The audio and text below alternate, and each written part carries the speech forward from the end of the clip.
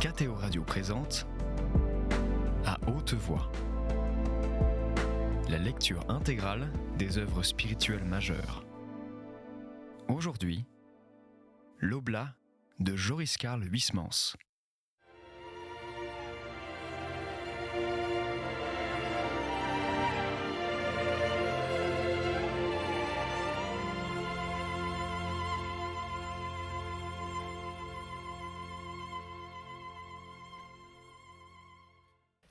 Chapitre 6. Punition méritée de la gourmandise, dit Madame Bavoil en riant. Je renonce au graisseron, s'exclama Durtal en déposant sur son assiette une sorte d'éponge émincée en tranches et dont on avait calciné les bords. C'est ma faute, avoua mademoiselle de Garembois, très déconfite. J'ai mal grillé les tartines, mais aussi il aurait fallu un autre pain que cette chiffe préparée par le boulanger du village. Madame Bavoil enleva les décevants graisserons et apporta un gigot que Durtal se mit en devoir de découper. Votre petit vin lutine aimablement le goût, fit monsieur Lampre. On sent que le terroir qui le produit se rapproche de Beaune, n'est-ce pas ? Je n'ai point eu le temps d'aller à la grand-messe, reprit Madame Bavoil, qui servit les pommes de terre à l'anglaise pour assister le gigot. Il n'est rien survenu de neuf. Non, si pourtant, mais l'événement est maigre. Le père Titourne est arrivé pendant l'introïte et il a été forcé d'aller s'agenouiller devant l'autel jusqu'à ce que le père abbé lui ait permis, en frappant avec son marteau sur le pupitre, de se relever et de lui expliquer les causes de son retard. Et il est probable que ces excuses n'ont pas été reconnues valables, car au lieu de gagner sa stalle, il a occupé la dernière place, celle des retardataires au cœur. « Oh !» fit Durtal. Le père Titourne, qui est un peu toqué et coutumier du fait. Je confesse ma gaieté lorsque je vois ce grand diable qui a une calotte noire et une figure blême de Pierrot se précipiter bride abattue dans l'église. Il a une façon alors de secouer les manches de sa coule qui vole et l'entoure comme d'un tourbillon, l'on dirait d'un deux bureaux s'agitant dans un bain d'encre. Ce qui doit en subir des couples, celui-là ? Comment cela ? Demanda Madame Bavoil. Mais oui, 2 fois par semaine, le lundi et le vendredi, chacun s'accuse devant le chapitre réuni des fautes commises contre la règle. Ces fautes sont, cela va de soi, légères. On se reproche de ne pas s'être courbé assez promptement au gloria des psaumes, d'avoir déchiré son vêtement ou renversé son encrier. Vous voyez cela d'ici. Le révérendissime inflige aux délinquants une punition qui consiste généralement en une prière et en l'obligation de faire satisfaction au réfectoire, c'est-à-dire de venir s'agenouiller devant sa table où il l'immobilise plus ou moins longtemps, suivant la gravité du délit. Mais ici, le bon père abbé ne laisse pas ses enfants moisir sur le sol, car ils ont à peine fléchi le genou qu'il les autorise d'un signe à retourner s'asseoir. Et tous les moines sont soumis à ces punitions qui sont humiliantes lorsqu'on les subit devant des hôtes. Tous, professes, novices, postulants, convers, le prieur n'en est pas non plus dispensé. Et l'abbé même, après que les religieux ont terminé leur coulpe au chapitre, s'excuse devant eux de ces manquements à la règle et en fournit les raisons. Une tranche de gigot, monsieur Lampre ? Non, une pomme de terre alors ? Non, fit mademoiselle de Garembois répondant aux appels d'yeux de Durtal. Je me réserve pour le pâté que j'aperçois. Donnez-moi en attendant la salade qui l'accompagne afin que je la retourne. Et lorsqu'ils furent arrivés au dessert, tandis qu'elle grignotait des gâteaux et des pains d'épices, mademoiselle de Garembois reprit.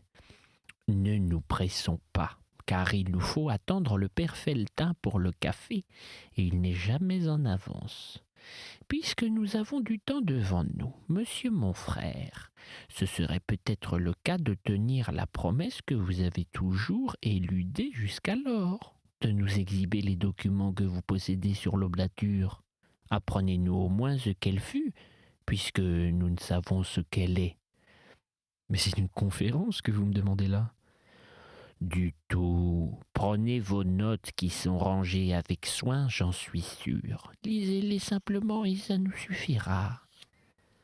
Je veux bien, moi. Seulement, je vous préviens qu'aucune chronologie rigoureuse et qu'aucune discipline attentive des séries n'existe dans ce déballage de matériaux. Vous me saisissez à l'improviste. Vous devez donc accepter, sans vous plaindre, l'incohérence probable de cette leçon. Entendu, à condition cependant que vous ne nous fassiez pas languir. Durtal sortit et revint au bout de quelques instants avec une liasse de cahiers. Voyons, fit-il, par où commencer ? Par ceci d'abord. N'est-ce pas que l'oblature n'est nullement, comme on le croit, une invention bénédictine ? Elle a fructifié avant qu'elle ne fût implantée dans notre institut chez les prémontrés, chez les Templiers, dans d'autres ordres. On pourrait affirmer qu'elle a été dans le sang du Moyen-Âge, tant elle répondait aux concepts religieux de cette époque. On la trouve en tout cas au VIe siècle, où Séverin, abbé d'Agone, l'un des 2 saints de ce nom qui servent de patron à la bonne église Saint-Séverin de Paris, régit une sorte de communauté où hommes et femmes vivent dans des maisons séparées et mènent une existence quasi monastique, sans se lier par des vœux. On la trouve également au siècle suivant instaurée par les règles de saint Isidore et de saint Fructueux. Ce dernier décrète que si un laïc se présente dans l'un de ces monastères avec sa femme et de petits-enfants, il sera, lui et les siens, assujettis aux règles suivantes. Ils seront les uns et les autres soumis à la juridiction de l'abbé, qui disposera de leurs biens. Ils n'auront de leur côté à se préoccuper ni du vivre ni du vêtement. Il leur sera interdit de causer ensemble, sans permission. Toutefois, les enfants pourront voir leurs parents quand ils voudront, jusqu'au moment où ils seront en âge d'être formés aux coutumes du cloître. Ajoutons toujours, en guise de préface, que les oblats sont désignés dans les chroniques et les nécrologes monastiques sous les noms d'oblati, d'offerti, de dati, de donati, de familiares, de comissi, de paiotti, de fratres conscripti, de monachi laici, et que les documents que j'ai recueillis sur leur compte sont extraits des Annales bénédictines de Mabillon, des Annales de Camaldule, de Mitarelli, du glossaire de la base et de la médiocre latinité de Ducange, surtout d'un travail d'ensemble de Don Ursmer Berlière paru en 1886 et 1887. Dans Le Messager des fidèles, la petite revue bénédictine de Maretsu. Malheureusement, dans cette étude dense et fouillée, la confusion est visible entre les oblats, les convers et les reclus, et il est en effet difficile de les différencier. Leur vie étant souvent identique et les textes usant parfois de termes qui s'appliquent indifféremment aux uns et aux autres, et de même pour les oblates désignés souvent sous les vocables d'oblatae, de conversae, d'inclusae. Pour si tôt, j'ai découvert quelques indications spéciales dans Manrique et le Nain, dans les annales d'Aiguebeille, dans l'intérieur des abbayes cisterciennes au XIIIe siècle, de Darbois, de Jubinville. J'ai déniché aussi des notes dans d'autres bouquins. C'est une salade moins bien retournée que celle que notre sœur Oblate vous a préparée tout à l'heure. Ces précautions oratoires. C'est le mot, interrompit mademoiselle de Garembois en riant. Ces précautions oratoires prises, je vous déclarais qu'il y a eu 2 sortes d'oblats. Ceux qui habitaient dans le cloître et ceux qui habitaient dans ses alentours. La législation cistercienne est à peu près muette sur les seconds. Elle ne s'occupe guère que des premiers, et encore est-ce à la cantonade. Elle appelait de préférence les oblats intérieurs des familiers pour les distinguer de ceux qui restaient dans le monde et n'étaient pas astreints au célibat. Ils recevaient, avec la tonsure, un costume à peu près semblable à celui des moines, prêtaient vœu d'obéissance et ne pouvaient changer de maison sans l'autorisation du père abbé. Mais ce genre de vie bâtarde devint une cause de dissipation pour les cloîtres et le chapitre général de 1233 les astreignit aux 3 vœux de religion comme les pères, et celui de 1293 les supprima.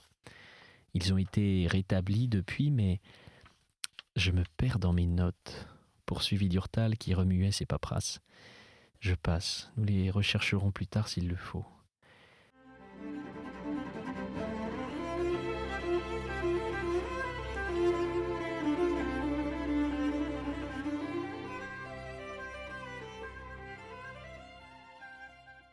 Chez les bénédictins proprement dit, les renseignements sont nombreux, mais combien de fois trop brefs.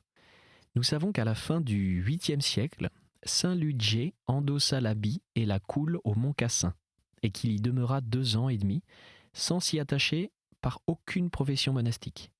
Le même cas se présente le siècle suivant à l'abbaye de Fuldes, Gontran, le neveu de l'abbé Raban-Maur, bien qu'il ne fût pas lié par les vœux conventuels, et qu'il ne fût par conséquent qu'un oblat ou un familier, fut chargé par son oncle de la direction d'un prieuré dépendant de l'abbaye, ce qui prouve, entre parenthèses, que les oblats n'étaient pas moins considérés, au point de vue religieux, que les professes à cette époque.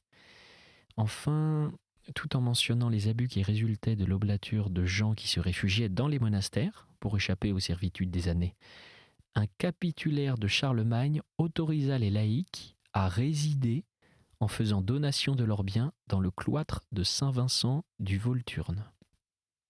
Au IXe siècle, au synode d'Aix-la-Chapelle, Saint Benoît d'Agnan tenta d'interdire l'entrée des oblats dans les ascétères, mais son avis ne prévalut pas, car nous voyons en ce même temps des laïcs et des clercs séjourner après avoir revêtu le froc dans les agrégations de Montcassin, de Fuldes, de Saint-Gall, et dans cette dernière, l'oblature prospérait régulière et nombreuse 100 ans après. Mais ce fut surtout à partir du XIe siècle qu'elle prit une incroyable extension. Quelle était l'existence de l'oblat dans les cloîtres ?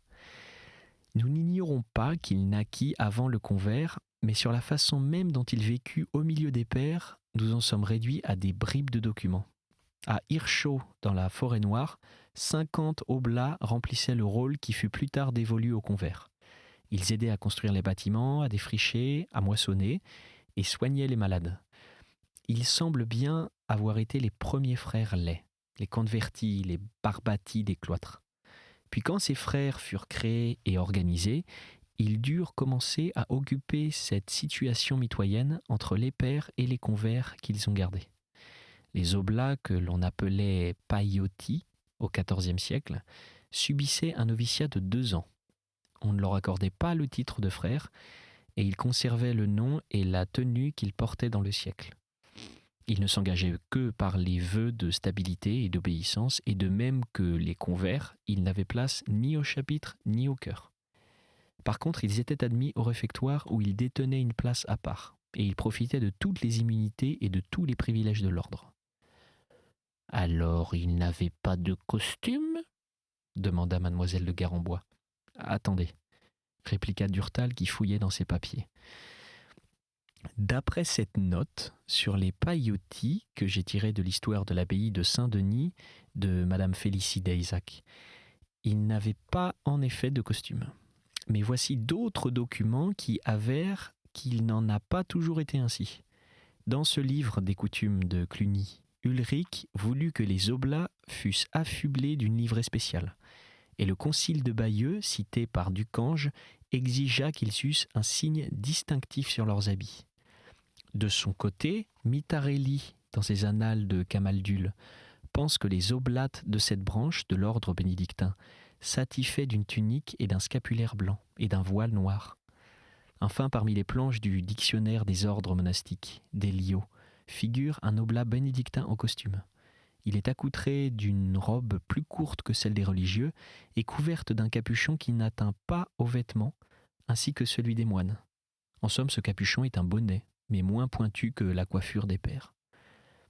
Oui, mais dans cette congrégation d'Hirschau que vous signalez tout à l'heure, les oblats ne dépouillaient pas la défroque séculière, dit M. Lampre, et ils n'arboraient pas par conséquent l'uniforme dont vous parlez.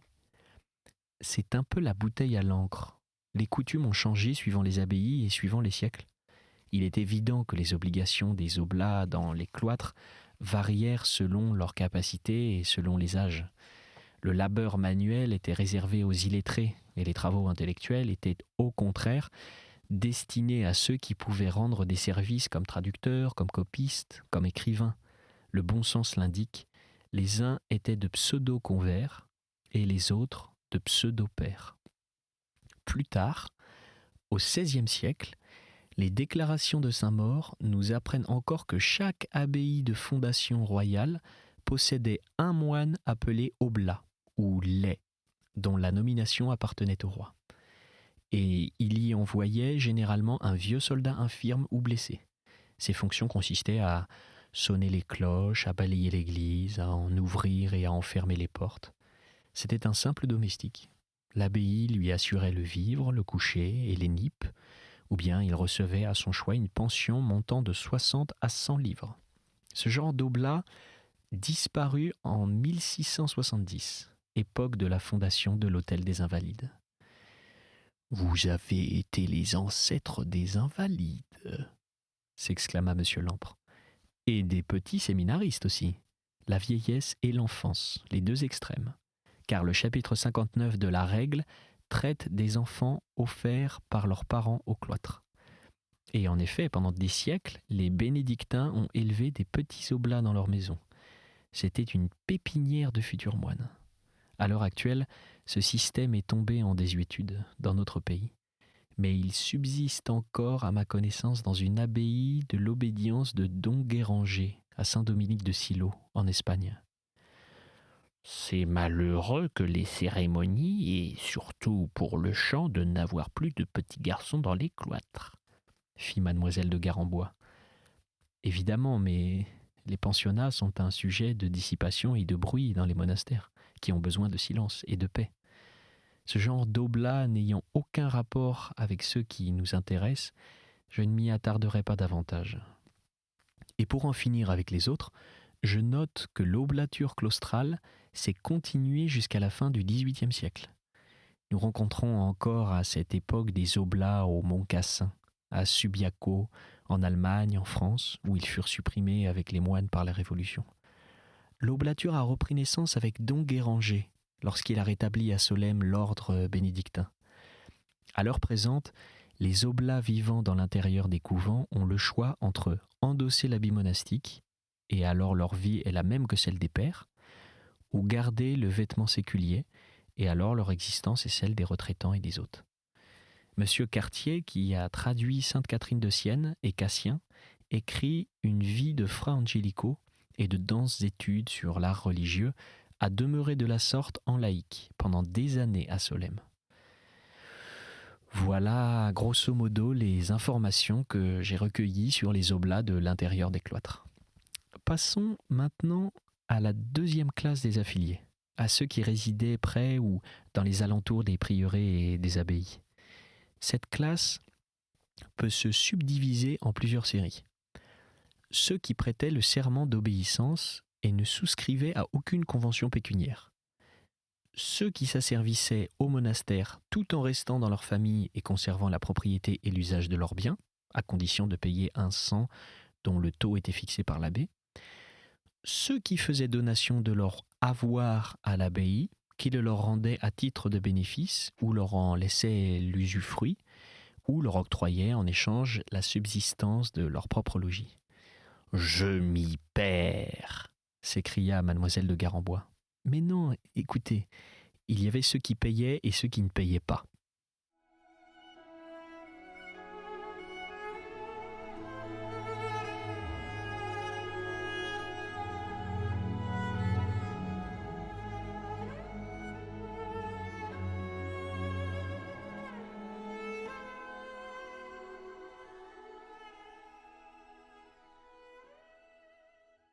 Pour ceux qui conservaient leur argent, ça va tout seul.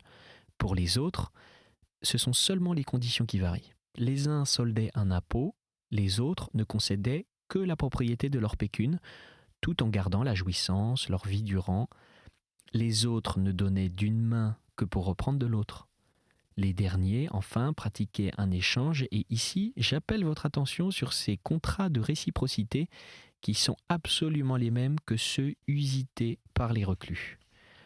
À Cîteaux, j'ai découvert un procédé différent encore. Les oblats mariés allouaient à l'abbaye qui les entretenait pendant leur existence une sorte de pension de retraite, car leurs biens retournaient au monastère, moitié au décès du mari et moitié au décès de la femme. La première catégorie de ces oblats extérieurs, de ceux qui ne signaient aucun engagement financier et n'étaient liés que par le vœu d'obéissance, fut la plus nombreuse au XIe et au XIIe siècle.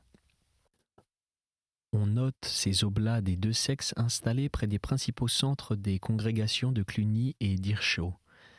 La seconde catégorie, celle des gens qui s'asservissaient moyennant un cent et en continuant à être domiciliés hors des clôtures, se nomma, en termes vulgaires, les serfs des 4 deniers. Le glossaire de Ducange nous fournit des renseignements détaillés sur leur compte. Le rite de la cérémonie était une imitation de l'asservissement féodal. Le postulant se présentait nu-pied avec une corde quelconque, quand ce n'était pas celle de la cloche, enroulée autour du col. Il se plaçait sur la tête 4 deniers qu'il déposait ensuite avec ses armes sur l'autel, et prosterné devant l'abbé, il lui jurait obéissance, les mains jointes entre les siennes. Les femmes abandonnaient d'habitude en signe de féauté un bijou sur l'autel, et une charte contenant les raisons et les clauses de cette sujétion était ensuite classée dans les archives de l'abbaye. En voici une transcrite par la petite revue bénédictine et extraite du cartulaire du cloître autrichien de Melk. Elle remonte au XIIIe siècle.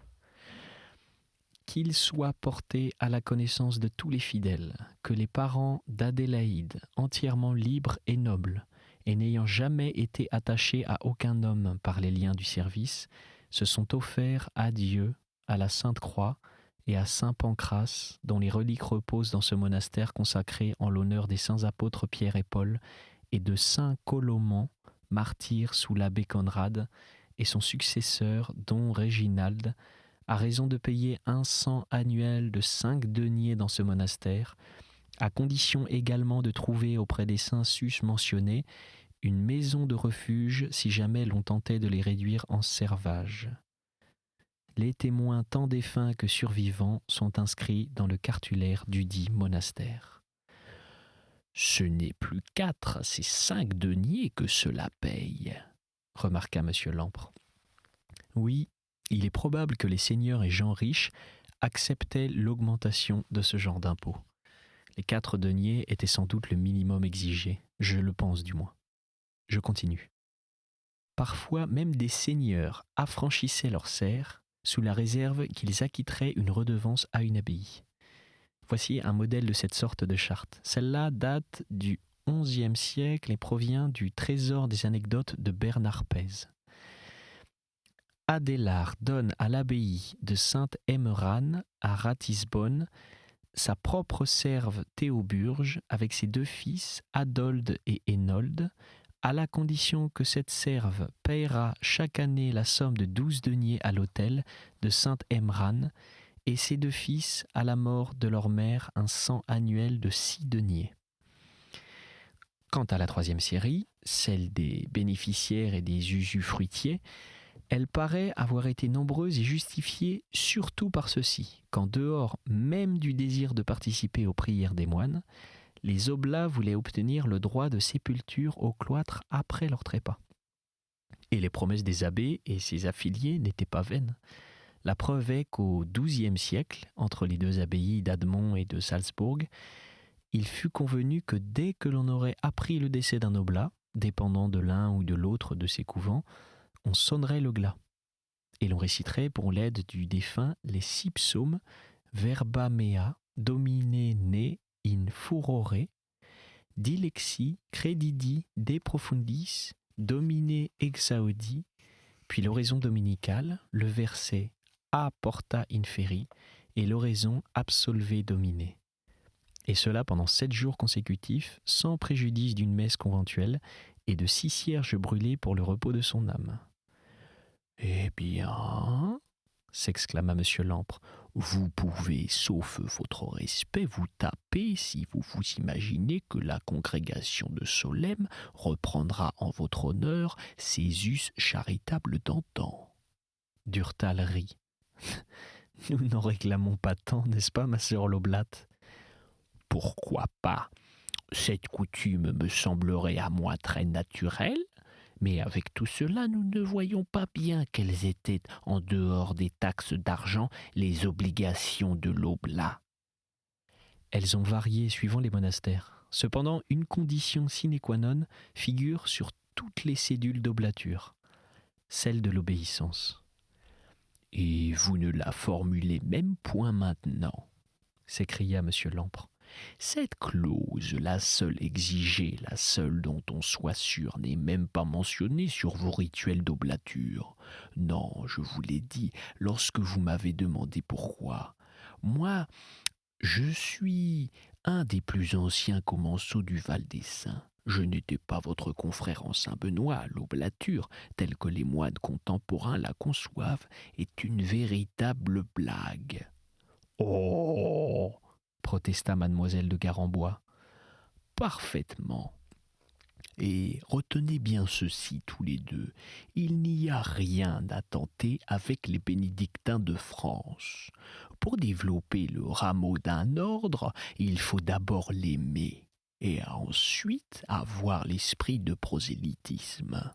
Les franciscains ont cela en leur tertiaire, sont pour eux de réels frères.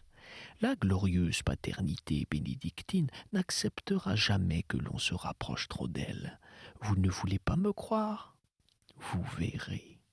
Vous verrez. » « Je poursuis, » reprit Durtal, qui ne jugea pas nécessaire de répondre.